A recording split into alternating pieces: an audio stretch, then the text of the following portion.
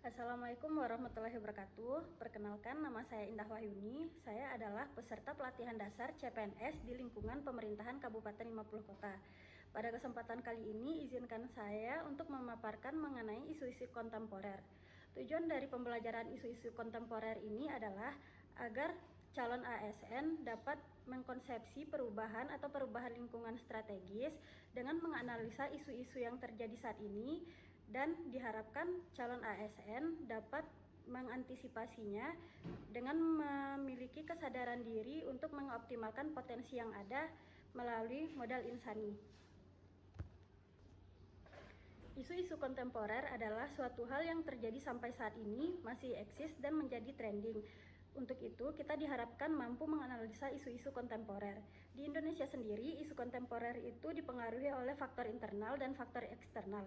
Beberapa isu kontemporer yang terjadi di Indonesia meliputi narkoba, korupsi, proxy war, pencucian uang, terorisme, dan kejahatan komunikasi massa.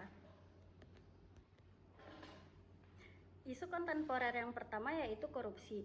Korupsi adalah penyalahgunaan uang milik negara ataupun milik perusahaan oleh orang pribadi ataupun kelompok demi kepentingan pribadi ataupun kelompok itu sendiri. Nah, yang kedua yaitu narkoba.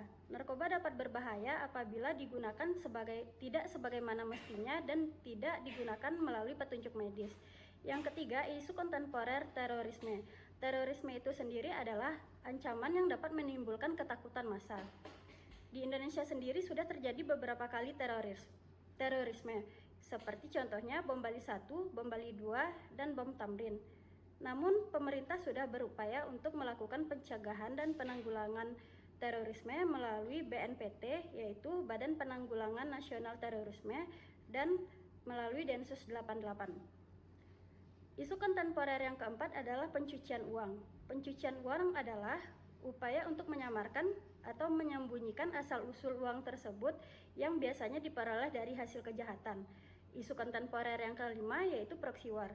Proxy war adalah perang antar negara yang tidak langsung dilakukan oleh negara tersebut, melainkan menggunakan kaki tangan negara lain. Seperti lepasnya Timur Timur dari Indonesia dikarenakan adanya permintaan dari Australia kepada PBB agar mereka dapat masuk ke Indonesia dengan alasan kemanusiaan.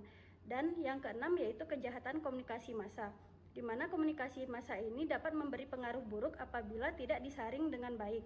Yang pertama seperti tersebarnya hoax, kemudian adanya ujaran kebencian, dan dampak-dampak lain yang berdampak negatif kepada massa.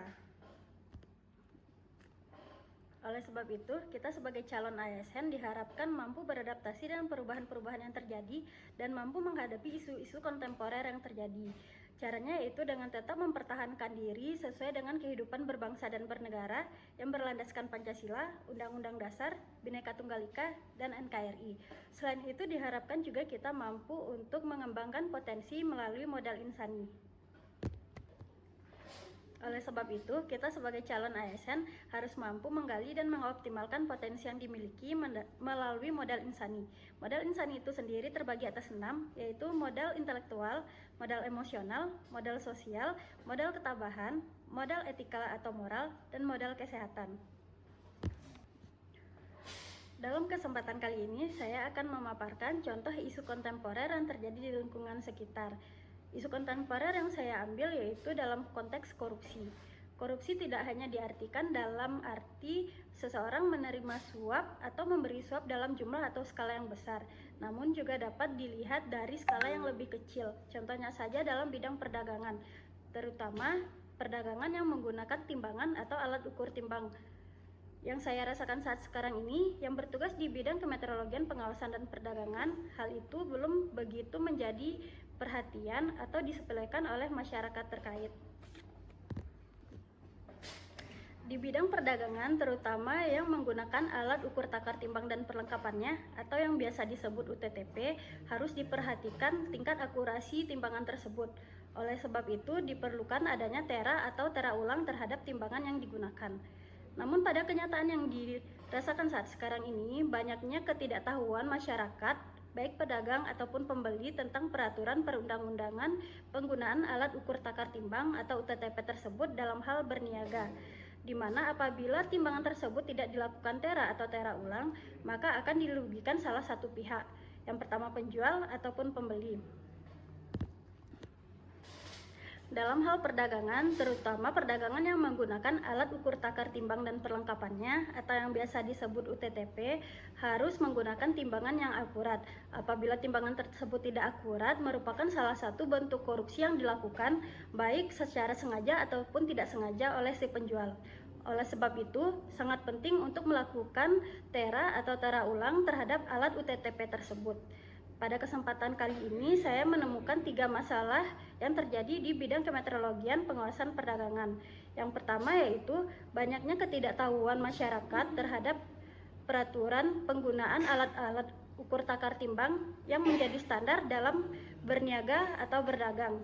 Yang kedua, banyak masyarakat yang sudah tahu tentang alat-alat yang menjadi standar timbangan tersebut namun belum ditera atau ditera ulang. Nah, yang ketiga yaitu adalah mengenai pertashop, di mana pertashop ini juga wajib ditera atau tera ulang.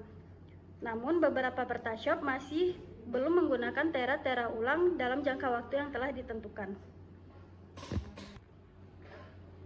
Dari ketiga masalah yang telah saya jelaskan tadi, ternyata masalah 1 dan masalah 2 belum menjadi prioritas utama, tetapi masalah ketiga mengenai pertashop menjadi prioritas utama berdasarkan analisa menggunakan USG, yaitu seberapa urgent, seberapa serius, dan seberapa perkembangan dari masalah tersebut apabila dibiarkan dan tidak ditindaklanjuti. Nah, pertashop itu sendiri yaitu outlet dari Pertamina yang sasarannya adalah konsumen yang berada jauh dari pusat kota atau SPBU agar dapat mengisi bahan bakar sesuai dengan harga dan biaya yang telah ditetapkan oleh Pertamina atau tidak menggunakan harga yang lebih mahal karena dibeli secara eceran.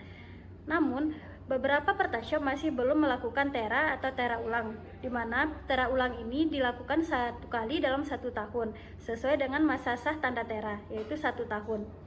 Hal yang merugikan ini yaitu apabila nozzle tersebut tidak dilakukan tera atau tera ulang, maka terjadi kemungkinan yang pertama, kelebihan liter yang dikeluarkan oleh nozzle ataupun pompa pertashop tersebut. Yang kedua, adanya kekurangan liter yang dikeluarkan oleh nozzle atau pompa pertashop tersebut. Hal ini sama-sama merugikan pembeli ataupun penjual. Apabila kelebihan pengeluaran liter dari pertashop tersebut, maka stok dari bahan bakar yang ada di dalam tersebut akan cepat habis. Hal ini akan berdampak pada kelangkaan dan susahnya masyarakat untuk memperoleh bahan bakar yang dibutuhkan karena mereka pun jauh dari SPBU atau perkotaan.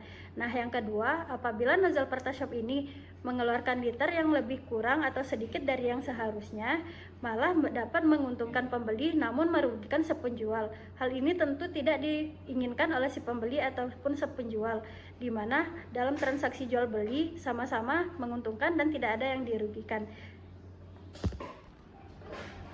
Sekian paparan dari saya mengenai isu-isu kontemporer, semoga bermanfaat dan Assalamualaikum warahmatullahi wabarakatuh.